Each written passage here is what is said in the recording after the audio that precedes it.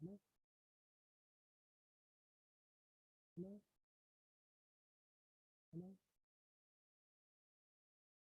Hello? आवाज येतो? Hello?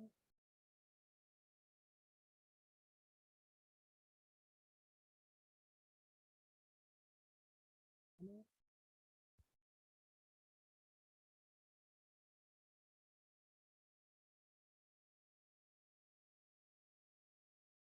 Hello? आवाज येतो?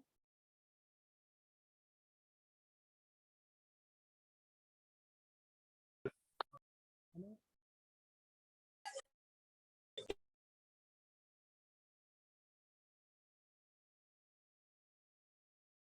Hello? आवाज येतो? Jessica?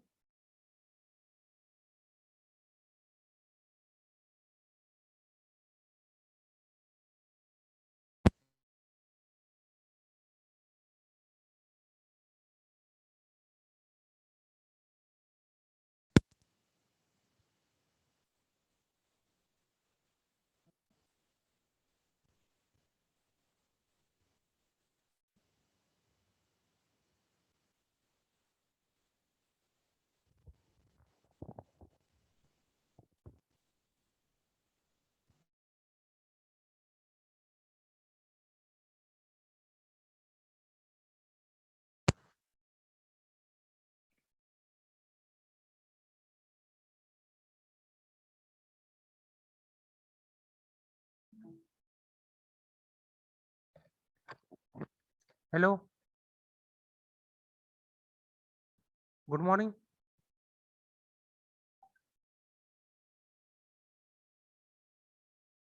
आवाज येतोय Rishikesh?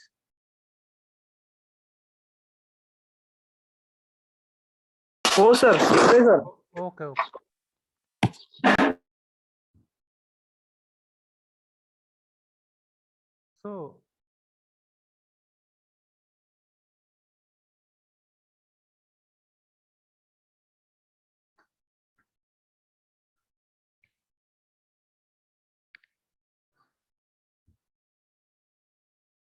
So good morning students.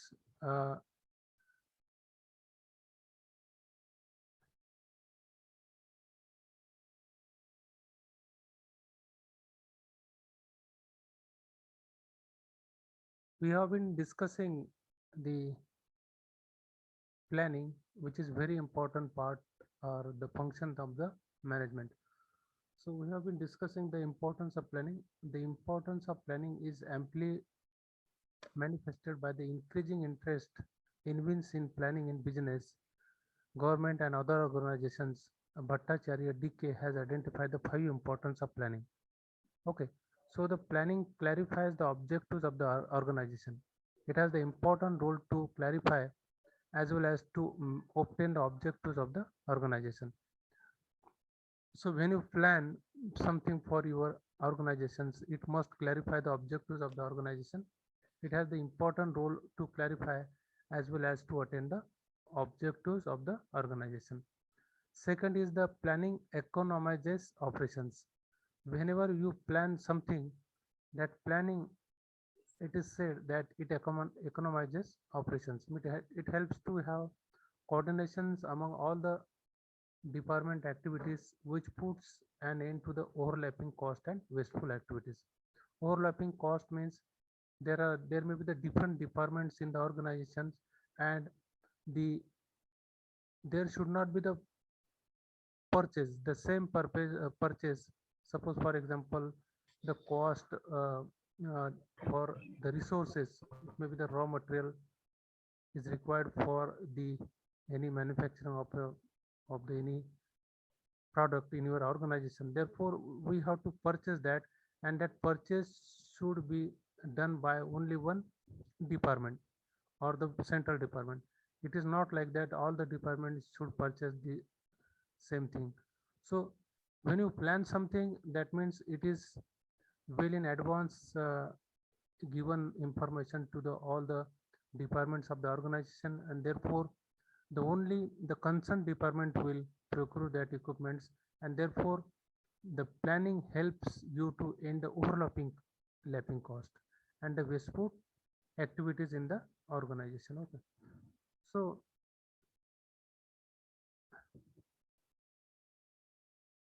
planning precedes control, means before the control of anything, if you have planned that activity in advance, there is no need to have the control as such over the your tasks, your different activities in the organization. So it is said that when plan any activities, then there is no need to control as such which is required. Okay. So it is said that the planning precedes control. Planning precedes control. Proper planning helps all the employees in the organization inform about their work, time and cost. It helps compare actual work done with the standards in advance and order. Okay. So that is it helps compare the actual work done with the standard in time and order. So whatever the work is done in the organization, that is compare with the standard procedure. What are the standard procedures are there, and therefore it helps or to compare the actual work done with the standard in time and in order. So planning provides the future. Planning helps to generate the best output of the employees within the stipulated time frame that creates the way of better future. Okay. So the planning helps to generate the best output. When you plan something, it needs to generate the best output of the employees within the stipulated time frame that create the way of better future. Okay. So planning increases the efficiency of all managerial functions. Planning imparts a real power of thinking and ideas to encourage the real birth of innovative ideas. It helps increasing efficiency of the employees and of the manager. So whenever we plan something, ultimately it increases the efficiency of yourself also. And if you are planning in an organization, it will increase the efficiency of managerial functions. Okay, planning imparts the real power thinking. Whenever we have planned, whatever the thinking is that thinking that will impart the real power thinking and the idea to encourage the real birth of innovative ideas. So that is only possible when you plan some activity. It helps increasing efficiency of the employees and of the managers. Definitely, if you plan something, we have to adopt the standard procedure. Okay, we have to adopt the standard procedure, and therefore, when you adopt the standard procedures, obviously the efficiency will increase, and of the employees as well as the managers, it will increase. So next is planning in some organization do not give always desired results. There are many reasons for that. Here we have some limitations of planning as follows. So inability to plan and inadequate planning due to the lack of efficient management, plan is not prepared in scientific way in tune with the objectives of the organization. Okay. So this is one limitation, that number of organizations are there in the country, that they are informal organizations. Whenever these informal organizations are there is no as such the power, and the authority is not centralization, or sorry, not decentralization, and therefore it is a centralization, and therefore most of the managers or the workers in that organization, they have the inability to plan, and therefore there is a inadequate planning is there. So due to the lack of efficient management, there is no efficient management is there, because it is informal organization, and the plan is not prepared in scientific way in tune with the objectives of the organization. Okay. So the lack of next limitation is the lack of commitment to the planning process. So management cannot foresee the changing pattern of time.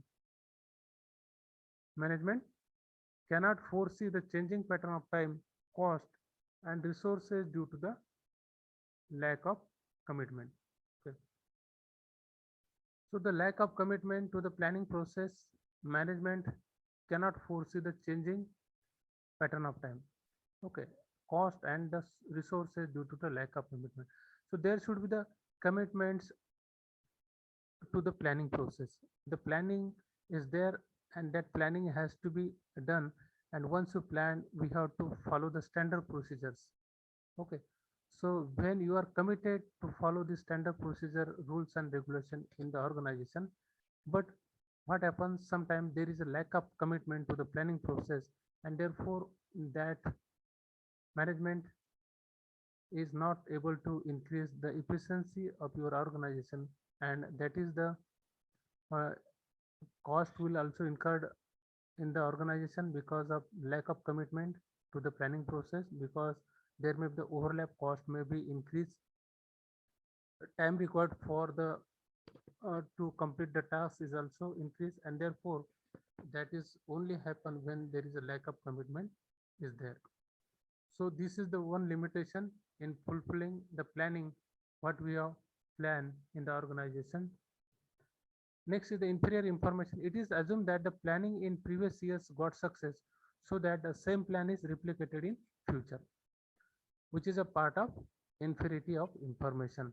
So planning in previous year got success means once you choose any planning, and if that plan gets success, then generally human tendency is that we always adopt the same planning, thinking that the same planning has give you the success, and therefore this year that plan will also give you the success. Okay, so that is not should be there. So it is a inferior information. It is assumed that the planning in previous years got success, so that the same plan is replicated in future, which is the part of inferiority of information. So next is focusing on the present at the expense of the future. That is also the limitation of the planning. Planning yields the result for the present do not necessarily will bring the same long term as other factors are unseen. Okay, so future is to be taken into consideration also when you are plan something. So too much reliance on the organization planning unit. So the limitation is that if you are reliance on the organization planning unit, in large organization planning unit itself looks after it, but they do not implement, so that the effect is not assessed. So we have planned everything, but if you are not implementing that planning, what will happen? Sometimes the effect is also not assessed. So that is the limitation. It is too much reliance on organization planning unit. So in large organization, generally it happens so. So the concentrating on the controllable variables. Yes, the planning sometimes concentrate on events and resources within the organization, but it does not consider the outside factor like government policies, external resources, gapping, etc. See, in organizations, there are control variables are there in your organization, but what happens sometimes the you are not aware of the other outside factors. The the performance of your organization is also have the effect because of the government policies, uh, policy related to the industry rules, policy related to the tax, okay, policy related to the other as other government policies that may affect your organization. So that are the other factors, and as we are not aware about the other factors, so that is also one limitations we could not plan properly, taking into consideration the external factor also. Okay, so the step-by-step process of planning can be defined as follows. The step one, the perception of opportunities. Managers should identify first the opportunity of planning and actions. Means whether the plans we have planned that has the opportunity, and whether that plan is implemented in our organization or not. That is the first steps. That is a perception of opportunities. Second step is the setting the objectives. It is very necessary setting objective in the clearest possible term, keeping in mind the strength and weakness of it. Okay, so we have to set the objectives in the organization clearly in the clearly possible terms, keeping in mind the strength and weakness of it. Okay. Third step is setting planning premises. It is build a condition through which planning activities will be taken up. Setting planning premises means we have to set we have to your premises should be set in such a way that whatever the plan you will adopt for the your organizations, that it is to build a condition through which planning activities will be taken up. Okay, so there should be the guarantee that whatever we have planned, that planning activities should be taken up. Fourth step is identifying the alternatives, searching for various alternative course of action is an important step of planning. Okay, so searching for various alternative course of action is an important step of planning. Okay, so even if you plan, there's it is said that there should be always plan B is should be ready. So we have to always identify the alternative. Sometimes the plan you have adopted may not give you the results. Okay, so searching for various alternatives course of action is an important step of the planning. Next step is the evaluation of the alternative course of action can be evaluated in terms of cost benefit of the to the organization. So sometimes the planning which we have adopted may follow the standard procedures. Even they are giving you the more production, but in terms of the cost and benefits of the organization, it may not give you the results. Therefore there should be the alternative course of actions, and that could be evaluated in terms of cost and benefits of the to the organization.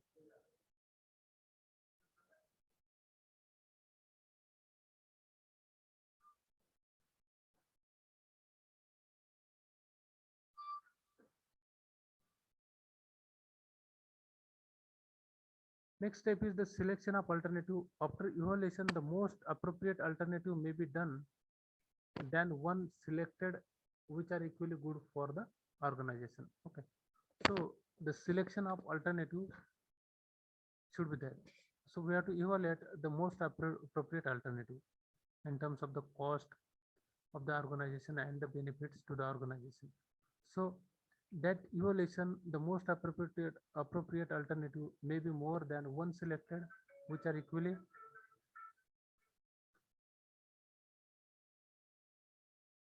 good for the organization. Next step is seventh step, formulating the supportive plan. There may be the various plan to support the main planning of the organization. Okay, so there are various supporting plan. Means it is not that only one plan is there and we have to follow that plan. No, we have a number of the plans in supportive to the main plan, so that the formulating supportive plans, we have to always formulate the supportive plan for the organizations or support to the main planning of the organization.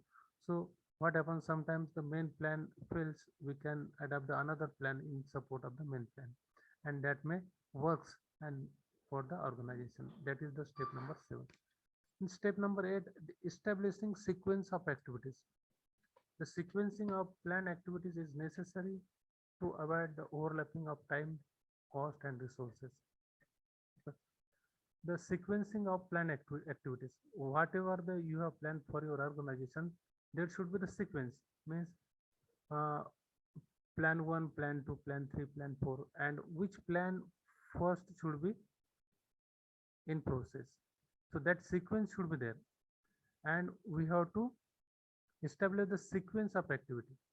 Okay, so that sequence of activities is plan activities is necessary to avoid the overlapping of the time. Time should not also overlap, and the cost and resources. Okay, next is the step number 9, ensuring the participation. Plans must be communicated for larger participation of the employees and management of the organization. So the plans must be communicated for the larger participation of the employees and management of the organization. The meaning of this sentence that whatever you have planned, that should be communicated or informed to all the employees of the organization. Okay, so that we can ensure the participation of all the employees. If you have communicated them about the planning, then and then they can ensure the participation in that plan. Otherwise, you have planned, but if you have not communicated to the employees and the organization, then we there is no guarantee that there is a participation of all the employees in that plan activities. So that step is also necessary, ensuring the participation. Next step is the scope for future evaluation. There should have the scope to carry out the future evaluation and modification of planning. Okay, so that is also necessary. So the next is the concept, importance, and steps of management by objectives, MBO. It is generally called as the MBO. So what is this MBO? The management by objectives is a strategic model of management that aims to improve the performance of an organization by clearly defining objectives to both the managements and employees. It is from the above we find a model. Okay, so management by objectives means we have to manage the organization or the activities in an organization by the objectives, So management by objective means that we have to manage every activity in organization by with the help of the objectives which we set for any organization. So having a say in a goal setting and action plan. So that model you have to have with us for the management by objectives is that, and having a say in goal setting and action plan encourages participation and commitment among employees. Okay, so we have to encourages the participation and commitment among the employees. Next is the aligning objectives across the organization. In other way, it is the personal management techniques where managers and employees work together to set, record, and monitor goals for a specific period of time. Okay, so the whatever the objectives are there in the organization, we have to aligning objectives across the organization. Means organization has its own objectives, then there are different employees are there, managers are there, they have their personal objectives, and therefore we have to check whether it is possible for the organization to align the employees objectives with the organizational objectives. If that is possible, then whatever the employees will work, they will also work for the objectives of the organization. So there is a guarantee that once your objectives are aligned with the objectives of the employees, then there is a guarantee that everybody is committed towards the fulfilling the objectives and goals of the organization as well as the individual's objectives. So where managers and employees work together to set, record, and monitor goals for the specific period of time, then it is also known as the management by results, because we are getting the results, and therefore it is also known as the management by results. So Drucker P, what are the objectives of management by objectives? Drucker P has termed the objectives of management by objectives as a SMART objective, which include the following: specific, your objectives should be SMART, that is a specific, measurable, assignable, realistic, and time bound. So it said a specific area of target for a specified thrust of moment, that is your objective should be specific, and it should be measurable. It suggests or quantifies the indicators for measuring the progress of action taken to achieve the targets. Next is the assignable. Okay, it specifies the allotment of duties, responsibilities, and resources to the employees who will do for it. Means it is also assignable. Whatever the objectives of the organization are there, in fulfilling that objectives, we should have to allocate the work, and we have to assign the duties responsibilities and resources to the employees who will do it. Okay. Next is the realistic. It states that the results that can be realistically be achieved as per the available resources and feasibility. Means your objective should be realistic. It is not like that you have set the objectives and that may not fulfilled. Okay, so in realistic it may not fulfill, but it is not like that. Whatever the objective will set, that should be the realistic. That means we will get the results for that objectives by doing certain tasks in the organization, and it should be the realistic. Okay. Next is the time bound.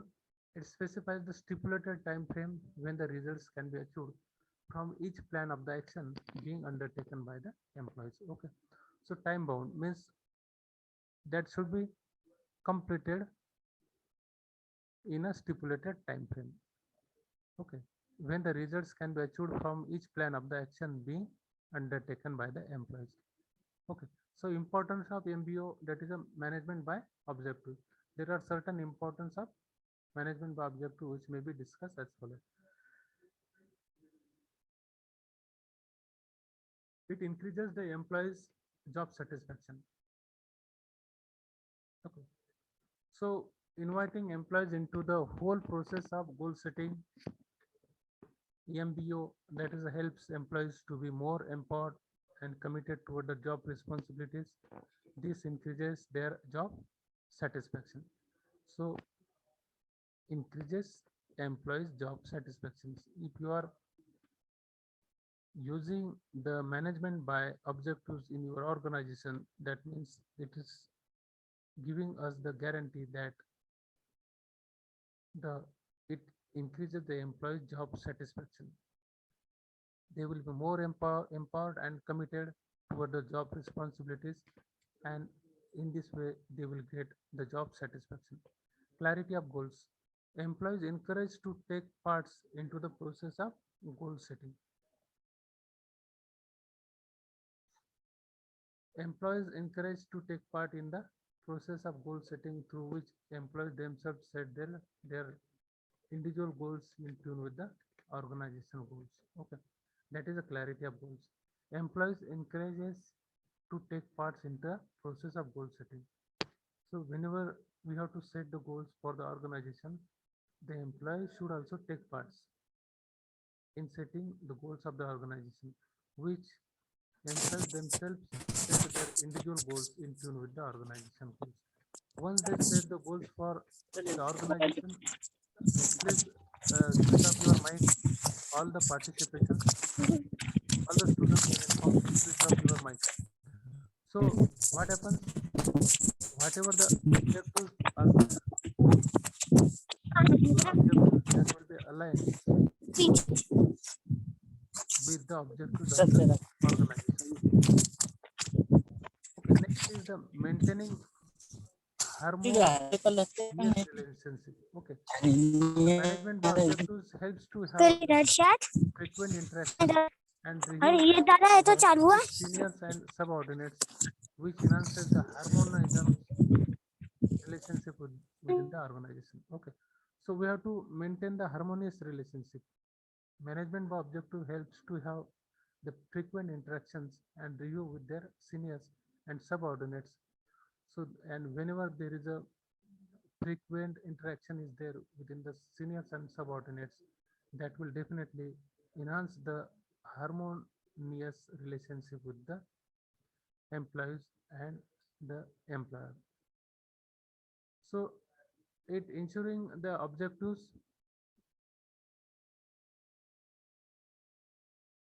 setting of objectives, managers helps subordinates to set their objectives, having closely linked with the objectives of the organization. Okay, so that is we are ensuring the objective setting of the subordinates. When we have the management by organization in your organization, that means every manager, every employee, they are setting their goals, their objectives, and therefore At the same time, we should also ensure the objective setting of the subordinates. The manager helps subordinates to set their objectives, having closely linked with the objectives of the organization. Next is increases higher commitment among the employees. We have to increase the higher commitment among the employees. So management by objectives encourages subordinates that tend to have the higher commitment to objectives as they set for themselves than those imposed on them by the another person or managers. Okay, so this increases higher commitment among the employees. Okay, next is the it unifies the principle of management, so it encourages to work on the common goals for the organization, which unifies the directive principle of the management. Okay, so these are the management by objectives. Okay, so here we have almost covered all the points of the first unit.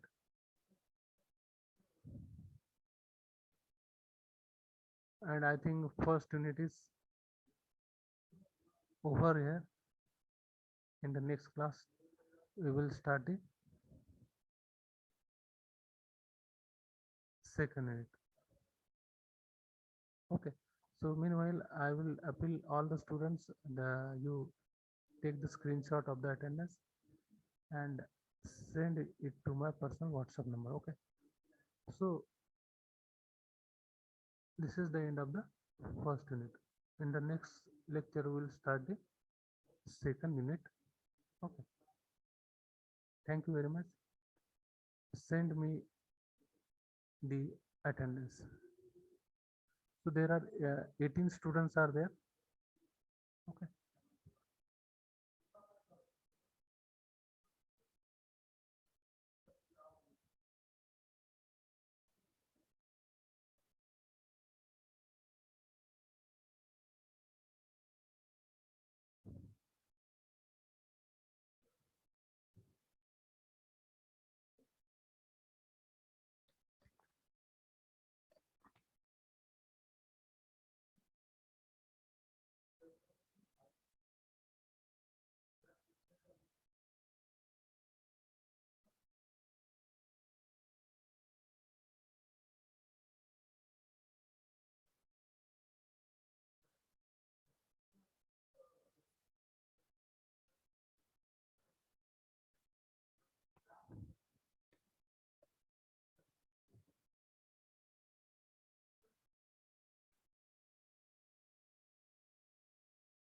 'So I think there are how many time is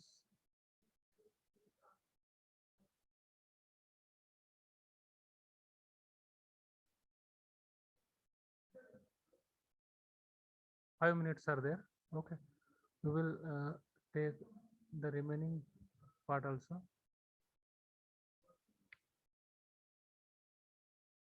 So characteristics of MBA, that is management by objectives. Management by objectives has the important characteristics such as it is a particular form of organization or its unit plan in which the objectives are laid down. So there are time bound and measurable objectives for each managerial positions. In this process, the objectives are set by the employees and the management together. That is the characteristics of the management. Whatever the objectives we are setting, that is set by the employees and management together. It facilitates the mutual agreed job improvement plan to accomplish as per the objective. As the objectives are set by both management and employees, therefore mutual agreement is there for the job improvement plan also. That is also one of the, so it facilitates the mutual agreed job improvement plan. Next is it ensures the periodic review and updating whenever necessary by the management and subordinates together. Okay, so it provides the appropriate guidelines for appropriate system and procedures. That is the characteristics of MBA. Basic principle of MBO. The principle which are kept in mind for stepping down the management by objectives may be noted below. So principle of purposeful participation of employees in setting meaningful work and accountable results. Okay, that is the principle of purposeful participation of employees in setting meaningful work and accountable results. Means participation is purposeful for some purpose. Every employees and are taking participation in the activities. So this is the basic principle of management by objectives. Principle of time bound exercise focuses largely on expected results and greater likelihood of achieving them. So principle of time management, time bound exercise is also focuses largely on expected results. So the principle of management by objectives is that means there is a time bound exercise is there which really focuses largely on expected results, whatever the results that should be expected results and greater likelihood of achieving them. Principle of unity of management action is more likely to happen as there is a common objectives to pursue. Okay, so unity of management action is more likely to happen because we are pursuing the common objectives in the organization, as the objectives is set by the employees as well as the management. Condition that influence the MBO. Drucker P has set a number of conditions influencing on the MBO. These may be put down with the brief discussion as well as. Okay, objectives are determined with the employees. That is a condition that influence the management by objectives. What are the objectives we are determining? That is determined with the employees.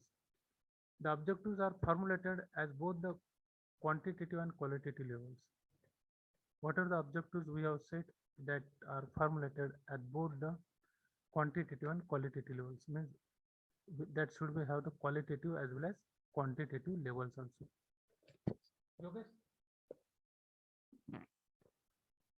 Objectives must be challenging and motivating.